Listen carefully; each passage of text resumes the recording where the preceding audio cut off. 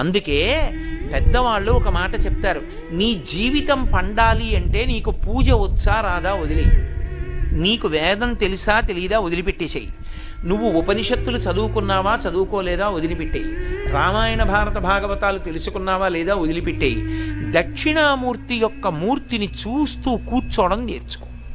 అదొక్కటి నేర్చుకో చాలు, ఏమక్కర్లేదు. ఇంకా దక్షిణామూర్తిని పెట్టుకుని రోజు కాసేపు ఆయన్ని చూస్తే చాలు. మీకు నేను ఇంకా విచిత్రమైన విషయం చెప్పనా? చంటి పిల్లలు కొంచెం కొంచెం పెరిగి పెద్దవాళ్ళు అవుతున్నప్పుడు ఇంట్లో అందమైన దక్షిణామూర్తి విగ్రహం ఉండి, విగ్రహం అంటే ఫోటో కనీసం ఉండి, పిల్లలు కాసేపు దాని వంక చూడడం అలవాటైతే మీరు చూడండి, నేను యథార్థం చెప్తున్న, పెద్దలు నిర్ణయం చేసింది, వాళ్ళు కళ్ళు తిప్పి ఆడుకుంటూ ఆడుకుంటూ పాకడం కూర్చోవడం వచ్చినప్పుడు చూసినప్పుడు వాళ్ళు నిశ్చలంగా కాసేపు ఇలా దక్షిణామూర్తి వంకే చూస్తారు. పిల్లలు చిన్న